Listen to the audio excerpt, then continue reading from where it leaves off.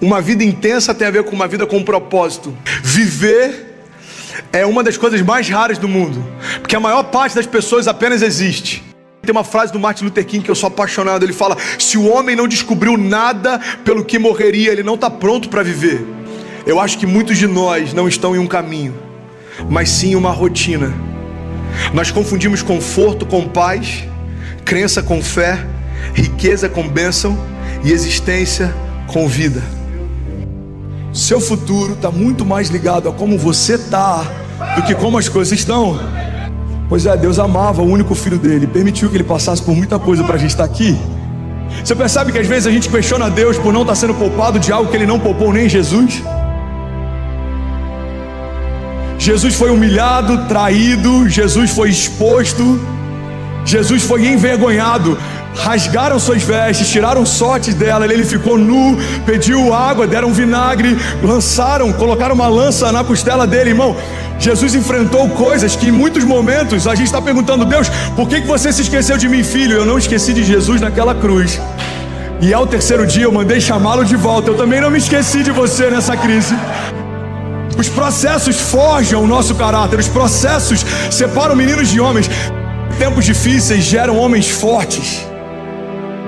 Homens fortes criam tempos fáceis.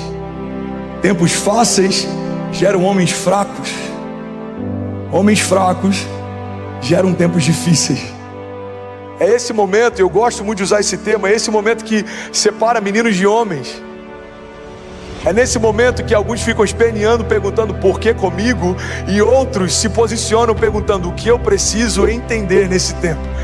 Talvez você está perguntando: Deus, por que eu passei por tanta coisa? Porque eu quero quebrar um ciclo na tua história. Porque eu quero que o teu filho olhe para você e veja ousadia em você, veja autoridade em você. Você pega a história de José e a gente quer viver o governo de José, mas nem todo mundo está disposto a viver o cativeiro de José. José foi humilhado, ele foi esquecido, ele foi rejeitado, até que um dia se cumpriu uma palavra profética que Deus havia liberado anos antes. Irmão, tem muita gente querendo viver os sonhos de José, mas está desistindo no primeiro momento em que alguém diz para você: não vai acontecer. Irmão, os irmãos de José disseram para ele: não vai acontecer. Os anos de cativeiro disseram para ele: não vai acontecer. Os anos de esquecimento disseram para ele: não vai acontecer. Mas existia uma palavra dentro dele dizendo: eu não me esqueci de você. Entenda que todo problema é a matéria-prima para um novo milagre. Os problemas não são o problema. O problema é a falta de fé, o problema é a nossa circunstância. O que eu quero te lembrar é que, independente da tua circunstância, seja ela na área financeira, familiar, seja na tua jornada de fé, seja qualquer gigante que tenha se levantado, eles não são diferentes dos gigantes que já se levantaram no passado. Jesus não esperou um cenário propício para governar. Jesus não esperou que o Império de Roma ou que qualquer contexto político cessasse. Jesus não esperou que coisas fossem facilitadas. Irmão, guarda isso.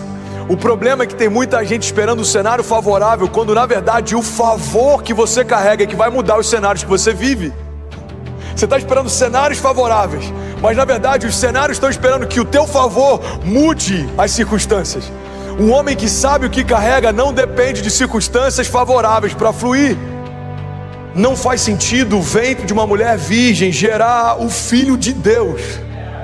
Não faz sentido um monte de madeira se tornar uma arca que protegeria uma família, que construiria de novo o mundo depois do caos do dilúvio. Não faz sentido um homem morto há dias, com um corpo que já fedia, voltar a viver porque um homem do lado de fora chamou ele para fora. Não faz sentido alguém andar sobre as águas. A lei da gravidade diz que isso é impossível, mas só quem gerou a gravidade pode confundi-la. Só quem gerou a matéria pode confundi-la. Talvez nós somos parte da geração mais ansiosa que já viveu. Sem dúvida alguma, os nossos gigantes desse tempo, eles são emocionais, doenças psicossomáticas, pessoas que têm problemas na mente, problemas nos sentimentos. Isso tem irradiado por todo o corpo. Pessoas com síndrome de pânico, depressão. A gente está vivendo tempos difíceis. Nosso caráter está sendo forjado em meio ao caos. A grande verdade é que muitas vezes crises definem a nossa dinâmica, o nosso entusiasmo, a nossa alegria, a nossa esperança. O primeiro convite que eu quero te fazer é deixar de ser refém das circunstâncias, deixar de ser refém daquilo que é exterior. Se tem uma herança que a gente pode carregar depois de vencer algumas crises é a gente nunca se esquecer da onde Deus já nos tirou um dia.